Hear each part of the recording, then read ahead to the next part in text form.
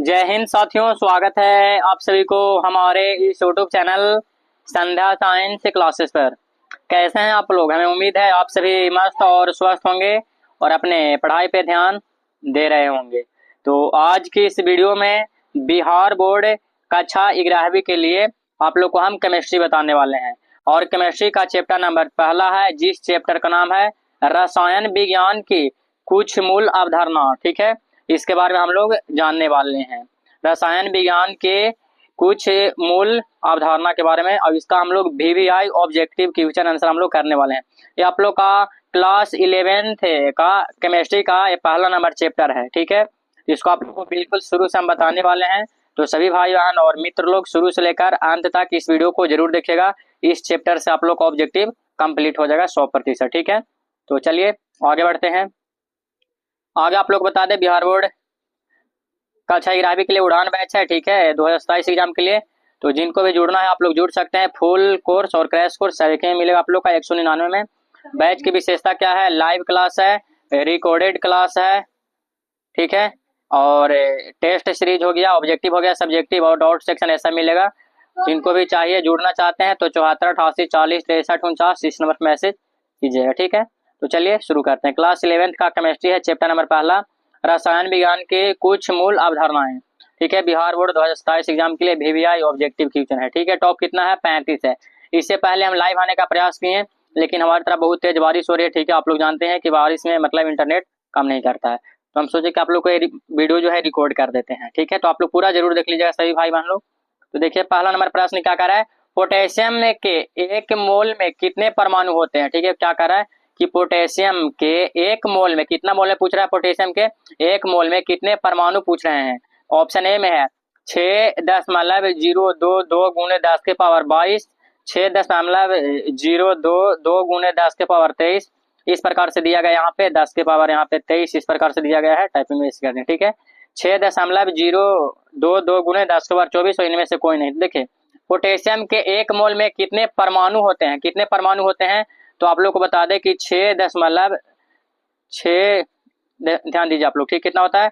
6.02 गुणे 10 के पावर कितना होता है? 23 होता है। तो 6 देखिए आपको 10 के पावर 23 आप लोग को बी में दिया गया है। ठीक है, कितना दिया गया है? ऑप्शन में बी में आप लोग को दिया गया है। तो यही आप लोग का बिल्कुल राइट आंसर हो जाएगा। ठीक है, 6.02 गुणे 10 के पावर 23 होता है। ठीक है, इसको आप लोग को ध्यान रखना है। ऑप्शन बी हो जाएगा पहला नंबर प्रश्न का राइट आंसर। दूसरा नंबर प्रश्न है 6 ग्राम कार्बन में मोलों की संख्या है। ठीक है, 2 होगा, 0.5 होगा, 1 होगा, 12 होगा। 6 ग्राम में पूछ रहा है। ठीक है, तो 6 ग्राम में कितना होगा? तो 6 ग्राम में 0.5 हो जाएगा। कितना हो जाएगा? 0.5 हो जाएगा 6 ग्राम में कार्बन में मोलों की संख्या। ठीक है, कितना मोलों की संख्या हो जाएगा। ठीक है, बिल्कुल। अगला प्रश्न की ओर बढ़ते हैं। जिनको भी प्रश्न का उत्तर पहले से पता है आप लोग कमेंट जरूर कीजिएगा। प्रश्न नंबर तीसरा है H2O का। ठीक आ रहा है कि H2O का मोलर द्रव्यमान यानी कि मोलर मास है। ठीक, कितना है? 6 ग्राम मोल, 18 ग्राम मोल और 20 ग्राम मोल और 8 ग्राम मोल। कितना हो जाएगा H2O का मोलर द्रव्यमान? तीसरा का राइट आंसर। तो तीसरा नंबर प्रश्न का आप लोग का राइट आंसर ऑप्शन कितना होना चाहिए? तो बिल्कुल आप लोग का 18 हो जाएगा। कितना हो जाएगा? 18 होगा। हाइड्रोजन 2 हो जाएगा, फिर गुने 1 प्लस कितना हो जाएगा? 1 प्लस फिर कितना? 16। तो यहाँ 2 होगा, 1 गुने 2 प्लस 16 और 2 कितना होगा? 18 हो जाएगा। तो देखिए 18 मोल ये बिल्कुल राइट आंसर हो जाएगा। ठीक है, ध्यान रखना है। प्रश्न नंबर चौथा है NH3 का मोलर द्रव्यमान। NH3 का मोलर द्रव्यमान कितना होता है? 15 ग्राम मोल बटा मोल होगा, 16 ग्राम बटा मोल, 17 ग्राम बटा मोल और 18 ग्राम बटा मोल। ठीक है, तो क्या हो जाएगा? चौथा नंबर का NH3 का पूछ रहा है। कितना?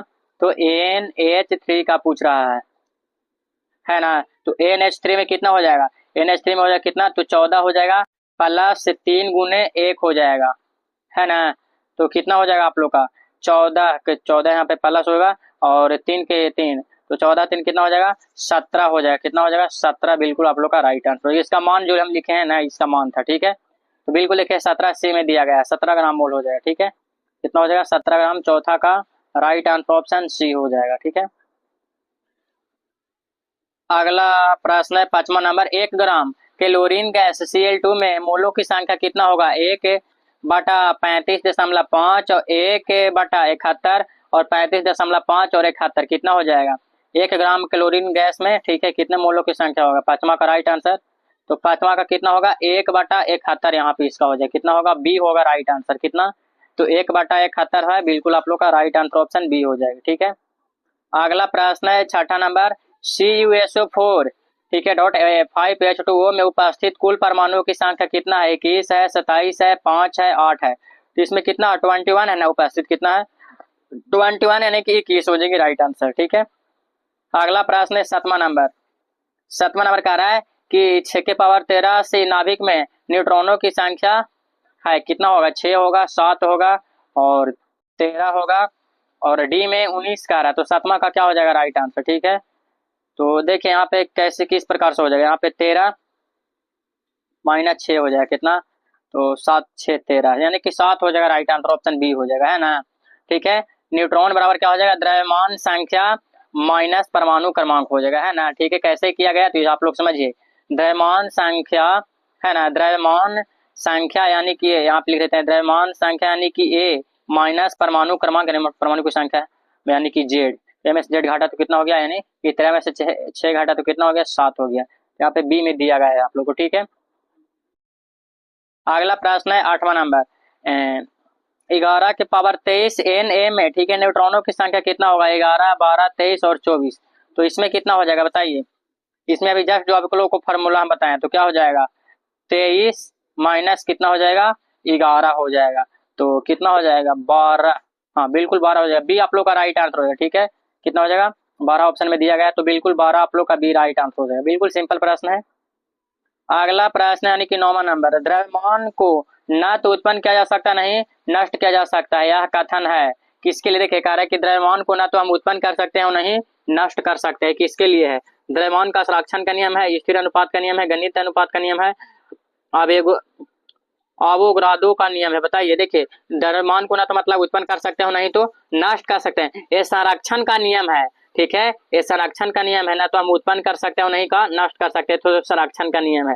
बिल्कुल आप लोग याद कर लीजिएगा, ऑप्शन ए इसका एकदम सही हो जाएगा। ठीक है, अगला प्रश्न है 10वां नंबर, 2 ग्राम हाइड्रोजन तथा 16 ग्राम ऑक्सीजन के संयोजन से 18 ग्राम जल बनता है, यह नियम की पुष्टि करता है। नियम कौन मतलब पुष्टि करता है? स्थिर अनुपात का नियम, द्रव्यमान संरक्षण का नियम और गुणित अनुपात का नियम हो जाएगा। और यहाँ पे क्या कर डी में गैस है आयतन का नियम। बताइए 10वां का क्या हो जाएगा राइट आंसर? देखिए इसमें आ जाएगा द्रव्यमान संरक्षण वाला आ जाएगा नियम। ठीक है, इसमें क्या आ जाएगा? द्रव्यमान संरक्षण वाला नियम हो जाएगा। ठीक है, तो आज तक आप लोग को 10 ही प्रश्न रहने देते हैं, क्योंकि हमारी तरफ बहुत तेज बारिश हो रही है, तो आप लोग का 10 ही प्रश्न हम रहने देते हैं ना। बाकी आप लोग का लाइव क्लास में हम बता देंगे। ठीक है, ध्यान रखिएगा। तो आज जितना प्रश्न आप लोग को बताएं, तो कितना प्रश्न आप लोग को पहले से याद था आप लोग सही भाई बहन हमें कमेंट करके आप लोग जरूर बताइएगा सभी लोग। ठीक है, जितने भी भाई बहन आप लोग कमेंट करके कितना प्रश्न आप लोग को पहले से याद था कमेंट करके जरूर बताइएगा। और बाकी इसमें से 35 प्रश्न आप लोग को शुरू में बताने के लिए बोले थे, लेकिन अभी तक 10 ही बताएं, क्योंकि हमारी तरफ और तेज बारिश हो रही है। ठीक है, तो आज तक बस इतना ही। मिलते हैं आप सभी भाई बहन मित्रों से अगले क्लास में। पढ़ते रहिए और आगे बढ़ते रहिए। जय हिंद, जय बिहार।